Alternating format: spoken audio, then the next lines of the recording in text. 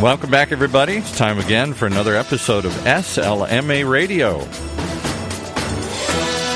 As we look at, from our ever-evolving selection of programs each and every week, this week it's Data Dump, the show produced and hosted by Mark Godley.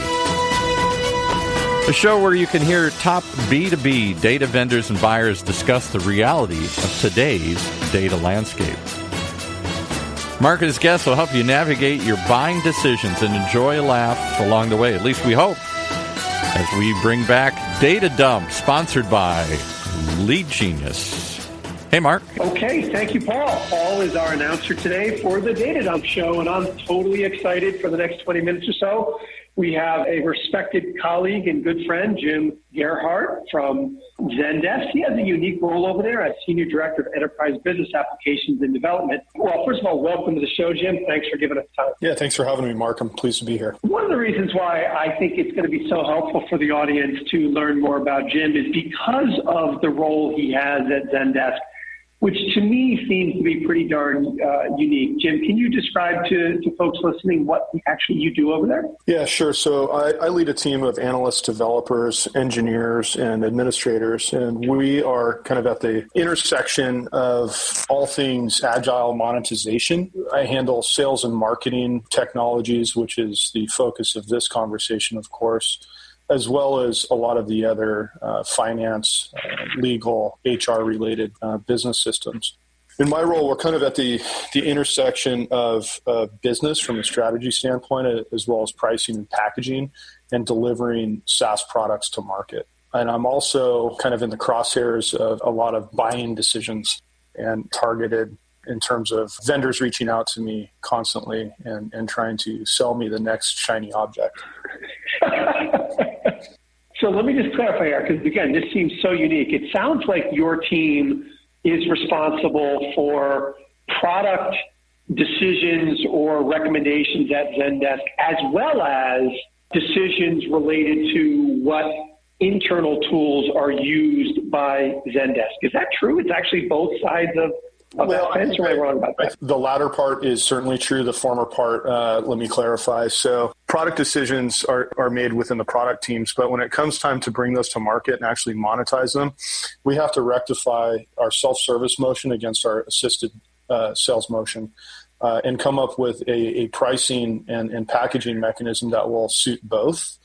Essentially bring those through our billing system and CRM so that we have a fluid process. Thank you for that clarification.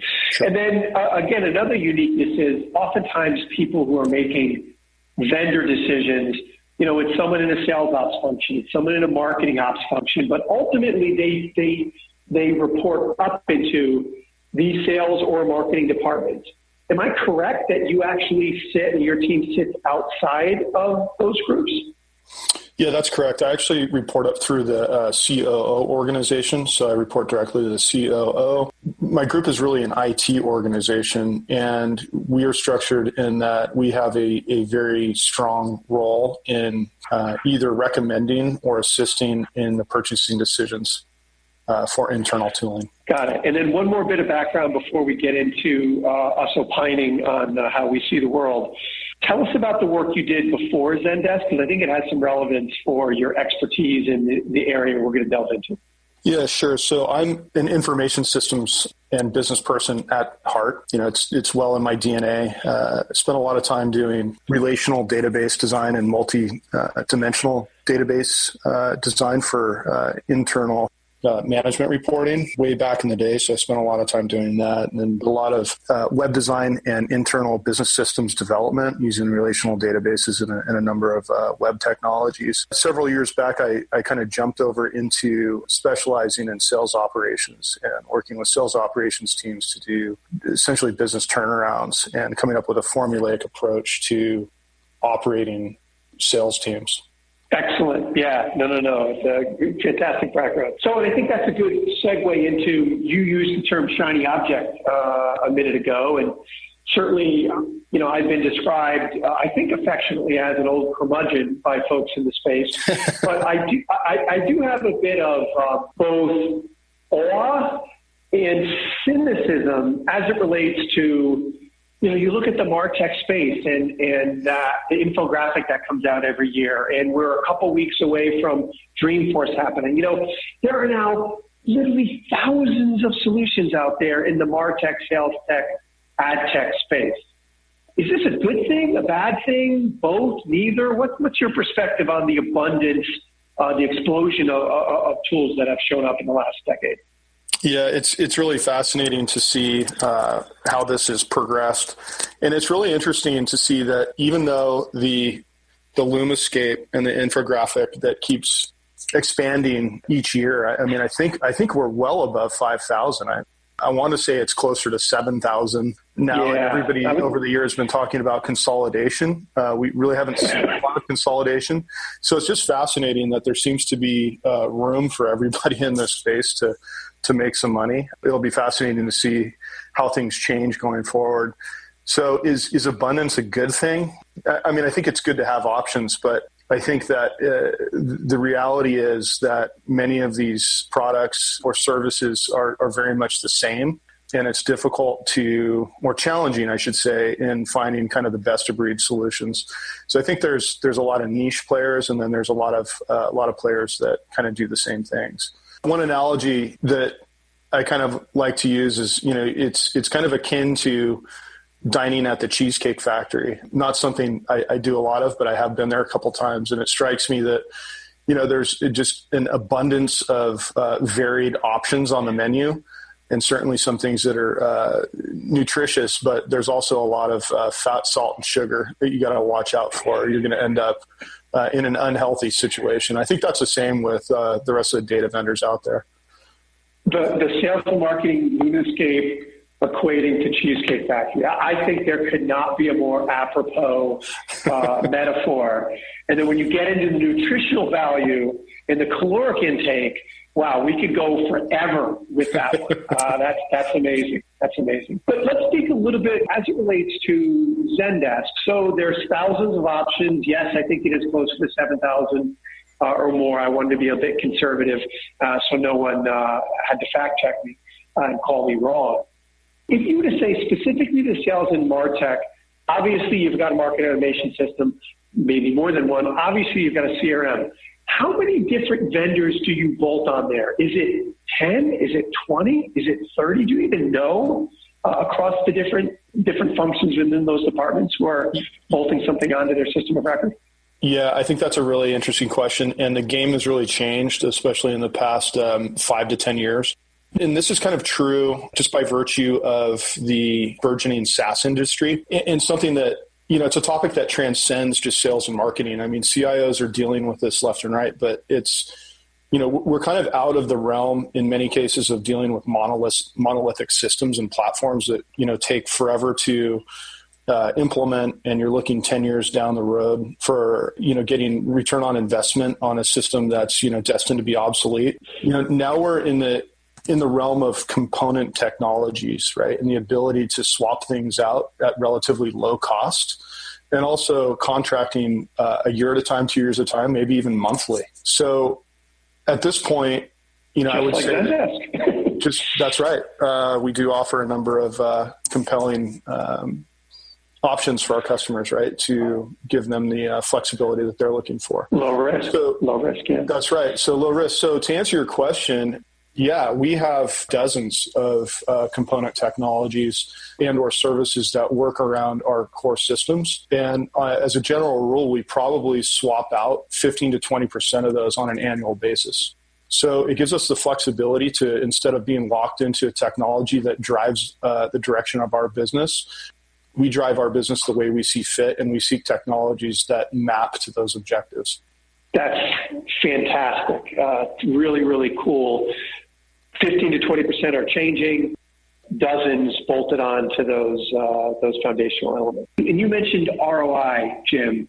To some of us who don't work for companies that sophisticated or large or have gone through so much evaluation as you folks, can you give us some tips or what you've learned? Like, where do you truly see the biggest impact from these investments? How do you measure it? Have there been some unexpected learnings along the way? Yeah, I can definitely answer that. I mean, I think that the best advice that I can give is that don't make decisions hastily. Really understand how any particular technology can fit into your strategy. Do your reference checks, right? Talk to other companies and see how they're using these technologies, and try to find corollaries to your own tech stack.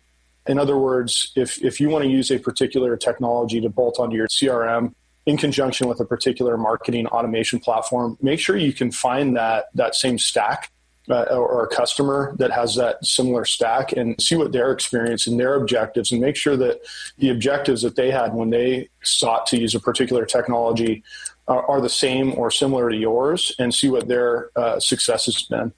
I'm a big proponent of making sure that success criteria are understood before a purchase is made, and that you hold yourself accountable or your business partners accountable to check back in to make sure that those success criteria are measured and being met, and that you work closely with your procurement department, if you have one, to make sure that you hold your vendors accountable for all of those things as well.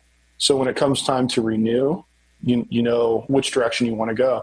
Of course, also keeping an eye on the landscape and understanding what other competitors you might want to bring in.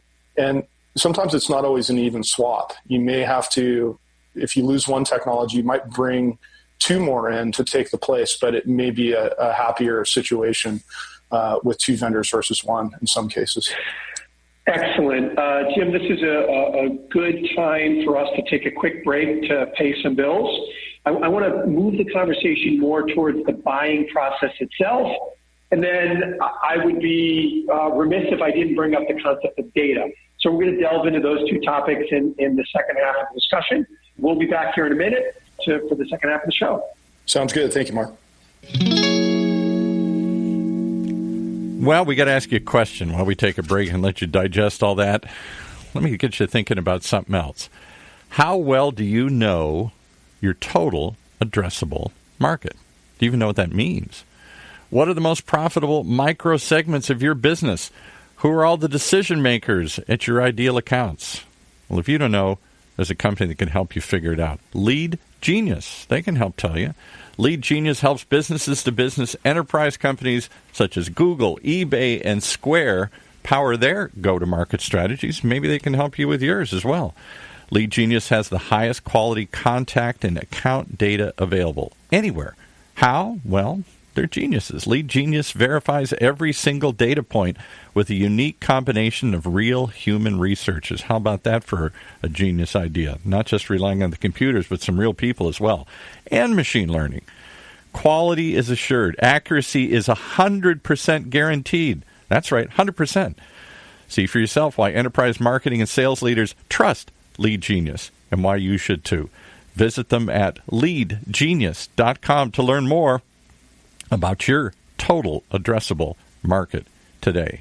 Learn what that is at leadgenius.com. All right, today we're talking about fool's gold. What happens after you buy all those new shiny technology things here? Is it fool's gold or is it a real gold nugget? We're going to pick it up and talk some more with our host and his guest. And we're back. Jim, that was an amazing introduction to how Zendesk is organized, how decisions are made, the complexity of your sales and marketing stack, annually, how it changes, and some of the criteria that is used to both evaluate vendors and hold them accountable. And then a little Cheesecake Factory metaphor thrown in just to keep things spicy. Let's talk a little bit more about the buying process, because with so many vendors in your stack, with you swapping out 15 to 20% annually, certainly you have seen your fair share of buying processes that were ideal versus buying processes that were embarrassing or pathetic. Don't want you to name any names here, but can you talk about what it's like buying from folks that all claim they have the elixir that is going to solve all of your problems? Yeah, certainly. I think that buying technology and buying services is a muscle that takes, a fair amount of consistency and exercise to develop into something that is functioning properly. It's really a cross-functional discipline that needs to be developed. All too often, there are decisions made from within the business. So you may have somebody deep within the sales community or marketing community that has a friend or a salesperson has reached out to them and has kind of sold them on the idea. And they may have budget, or maybe budget is centralized, but they might start championing that particular idea without respect to all of the other consequences or repercussions that bringing in that technology may have on the overall tech stack. So having a group of technologists and analysts kind of in the center of this to synthesize the requests and understand the objectives, and also to kind of map company objectives, I think is really important. So yeah, certainly there's always going to be failures at times, but I think that the failures are generally by virtue of somebody kind of letting their enthusiasm outrun reality, or getting into a buying situation too quickly. Typically vendors will promise you everything, tell you everything's going to be great, tell you how their product is different, and it takes careful examination and really knowing the space to be able to understand what's new and different. Since you like the Cheesecake Factory analogy so much, I'll give you another one, the Taco Bell analogy. So when it comes to data and even some of these tools, and I don't eat at Taco Bell, I probably haven't been there in 10 years, but when I was in college, I used to eat there. And what struck me during that experience is everything at Taco Bell comes out of the same batch of ingredients, right? In other words, it's all just packaging, right? The differentiation of product is about composition, right? You can take all those ingredients and dump them out on the counter, but that's not a meal, right? That's not very appetizing. It's really about, pulling each of those ingredients and component parts and putting something together that is attractive for the situation at hand, right? So the same is true with data. Data is data. It sounds simple, overly simple, but it's really about what you do with that data, how you compose it, how you bring it to life, and how you present it and maintain it, that I think is the differentiator and probably why we have 7,000 vendors in the space. Well, I also think the Taco Bell analogy is interesting because I think when you're buying data or Martech or sales tech, you have to be careful to not have the same post-ingestion experience that many people talk about with Taco Bell, but we won't delve too much into that. I'll let people leave that to their imagination. Right. So you said something very interesting about data, and I've been kind of the accidental data guy for the last decade. I didn't intentionally become, this curmudgeon from the data space. It just kind of happened to me. But one of the things I'm consistently surprised by and frustrated by is, there's the concept of shelfware, where people buy something and they never actually get it deployed. I think there's a similar problem and challenge with data, where there's shelf data. I need a better word for it. But people ingest data, but they never make it actionable. They never get it integrated, munged with other important data, and presented to an end user, whether that be a marketing person, a salesperson, someone in credit, someone in finance, where it becomes part of a play or part of a decision-making process. And so the vision of why you're bringing on a vendor or data relationship versus how it ends up being used in the organization is a massive chasm. A, have you seen that, Jim? And B, do you have any tips for folks that have seen that in their organization as to how they can avoid that fate? You've really hit it, right? Because there is no organization that doesn't struggle with data, right? I've worked at organizations that have what I think a very clean data architecture to those organizations that are very poor. And of course, during my sales operations work, fundamentally, cleaning data and getting control of data is paramount to success. garbage in, garbage out, right? You can't have a well-functioning sales and marketing organization without good data.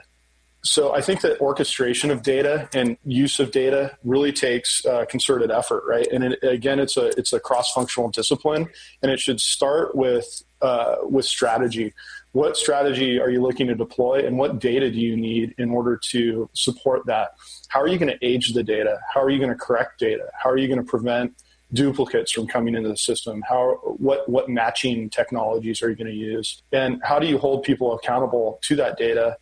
And how do you prevent garbage from coming into the system again and again and creating all this bloat that then becomes very, very difficult to for sales and marketing people to kind of mine through and make sense of. So I think that data is often looked at of like, hey, let's just bring in more is better. I think that quality over quantity is far more important.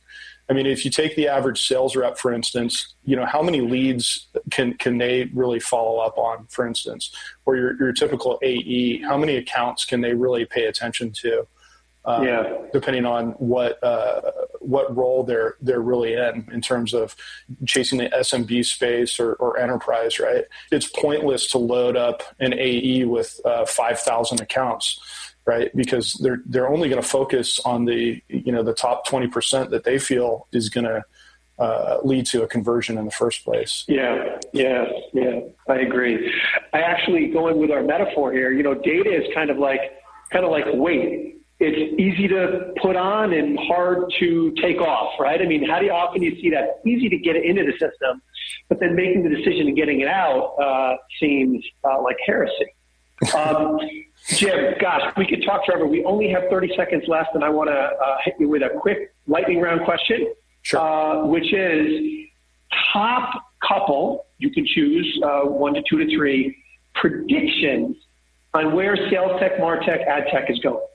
Oh boy. I think we're going to continue to see a growth in the space. I think that artificial intelligence and machine learning are going to play a giant role in differentiating vendors going forward. I think those are probably the two most exciting things happening in technology, and the repercussions for all things, including sales and marketing, data and vendors.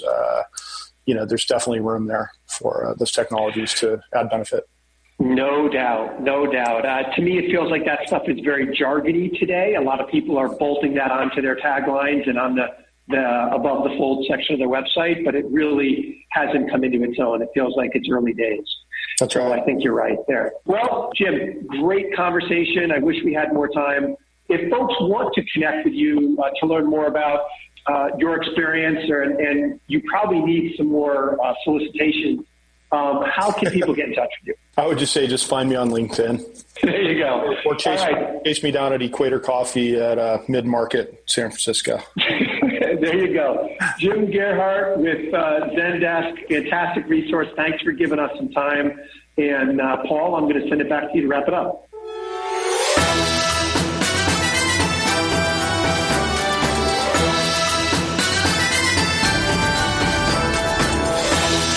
Well, you've been listening to another episode of SLMA Radio with this week's featured show, Data Dump Radio, one of the many shows on the ever-increasing SLMA Radio channel and its subsidiary Funnel Radio Network for at-work listeners like you.